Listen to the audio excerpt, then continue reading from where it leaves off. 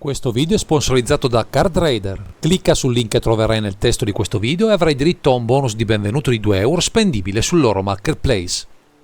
Eccoci qui, cari naviganti, per proporvi un primer dedicato all'Outbreaker, proseguendo nella nostra disamina di un formato che ha raggiunto il riconoscimento della casa madre, premiando l'impegno dell'associazione no profit Magic Kids che lo ha ideato. Passiamo da una lista nei colori Golgari a una in quelli IZ, sfruttando un Outbreaker modale, che ci offre non una ma ben 2 incarnazioni distinte, ampliando le possibilità d'azione, ma anche al color pie, altrimenti limitato esclusivamente al rosso. Abbiamo poi una signature spell molto potente, ormai diventata una staple nei formati a 100 carte, e che qui ci offre su un piatto d'argento un'iniezione di carte e mana molto forte, che sfrutteremo al meglio per delle chiusure dal nulla, nello stile del nostro color pie, a dir poco esplosivo. Questa volta parleremo di Rowan Scholar of Spark e Will Scholar of Frost e Jeska's Will.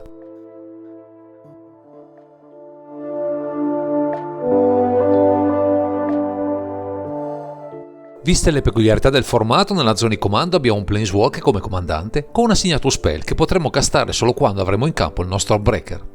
Visto il focus offerto dalla signature spell, è evidente che il nostro Outbreaker punterà a entrare in campo il prima possibile, nella sua variante rossa, per dare il massimo alla nostra lista, che vuole in poche mosse innescare qualche combo veloce, con un'azione combinata fulminea.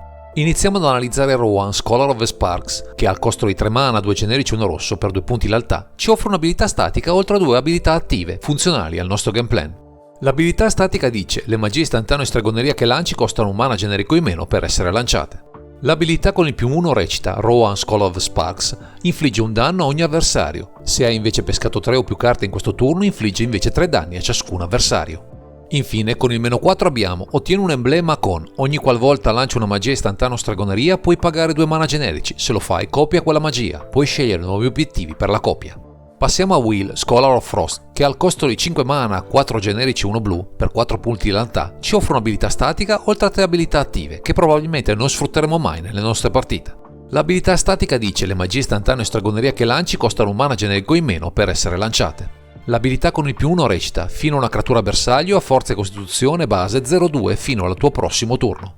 L'abilità con il -3 ci offre: pesca 2 carte. Infine, con il -7 abbiamo: esilia fino a 5 permanenti bersaglio. Per ogni permanente esiliato in questo modo, il suo controllore crea una pedina creatura elementale 4/4 blu e rossa. La nostra signature spell invece ci offre, con l'Outbreaker in campo, ben 2 effetti profittevoli, sia mana, in base al numero di carte di un avversario, sia carte sotto forma di Impulsive Draw, per un boost di vantaggi, che nella build ipotizzata per l'occasione ci darà il massimo per vincere. Con questa accoppiata abbiamo così gettato le basi per il nostro mazzo, ma il bello deve ancora venire con le restanti 58.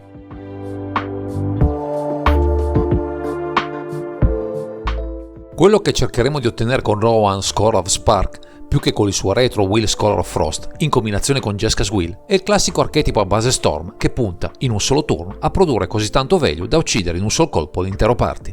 Per fare quello si doterà di una serie di elementi potenti, in primis per avere mana in fretta, oltre a quello che già offre la signature spell, a partire da delle creature come Black Goblin, Bigi God of Storytelling, Simian Spirit Guide e Skirk Prospector.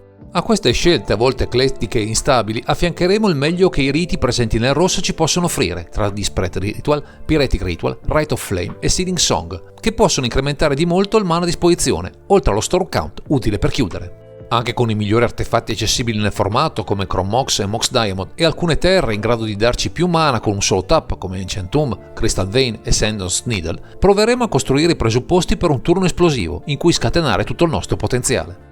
Anche con i tesori offerti da Storm King Artist, Striking Reach e UBB Count Stealing, avremo modo di mettere da parte preziose risorse per scatenare l'inferno al momento opportuno, alimentando le magie da castare, ridotte nel costo anche grazie al nostro Outbreaker. C'è poi un comparto nutrito di magie, pronto a copiarne altre, con ben 9 di loro, tra Bonus Round, Fork, Increasing Vengeance, Reverberate e Twin Inferno, che sono perfette per incrementare ulteriormente il mana o i vantaggi di certe magie, fino a condurci alla vittoria. Una chiusura immediata la troveremo anche grazie alla combinazione di 3 carte speciali: Brain Freeze, con cui millare gli avversari, Lotus Petal per generare mana infinito, grazie a Underworld Breach, che ci darà accesso al cimitero al lancio compulsivo del petalo, così da chiudere i giochi tra gli avversari increduli.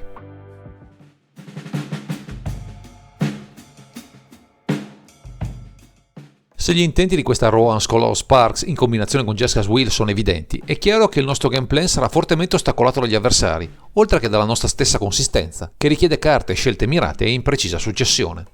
Fondamentali saranno i tutori, scegliendo tra Gamble, Personal Tutor e Mystical Tutor, che sono adatti in primis a trovare le nostre magie migliori, che sono alla base sia dei nostri vantaggi che della nostra chiusura principale.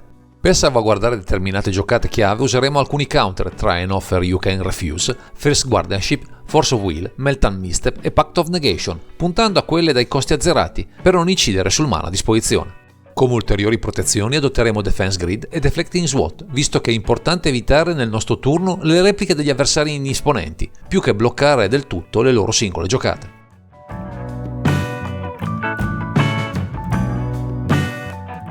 In un formato ancora non ben delineato, mentre appaiono chiari i mezzi e le finalità della nostra build, emergono alcune carte di contorno che possono veramente fare la differenza e che meritano un approfondimento a parte viste le loro peculiarità. A tutela delle nostre giocate chiave, una terra, Boseiju UE Shelter All potrà risultare determinante come unica opzione per rendere le nostre magie incounterabili, agevolandoci contro avversari particolarmente propensi a intercettare le nostre giocate.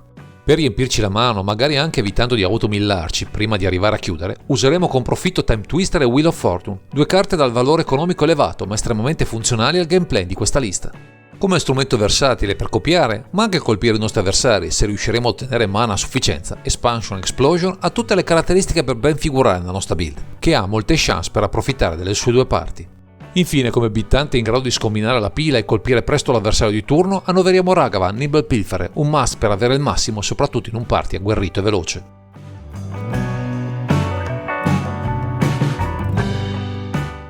Visto il potenziale offerto da questo Breaker e dai suoi colori ricchi di magie molto potenti, potremo senza grossi sforzi abbinare una signature spell differente nella nostra zona di comando, così da variare anche di molto l'assetto della lista. Se la nostra propensione è quella di valorizzare lo Stomp Count, Mind Desire potrebbe risultare un'alternativa potente, che può offrirci chiusure, ma anche la versatilità necessaria per un turno esplosivo, con una maggiore consistenza. Anche Bonus Round, senza stravolgere l'impianto fin qui ipotizzato, può risultare una valida alternativa, visto che il suo effetto di coppia dura per tutto un turno, massimizzando il cast delle nostre magie, in particolare i tutori, economici e versatili al tempo stesso. Queste sono solo alcune delle scelte possibili, ma mai come in questo caso, con una diversa signature spell, si può cambiare l'assetto del nostro mazzo, anche in profondità, per un deck building sempre diverso e intrigante, anche solo con pochi accorgimenti mirati.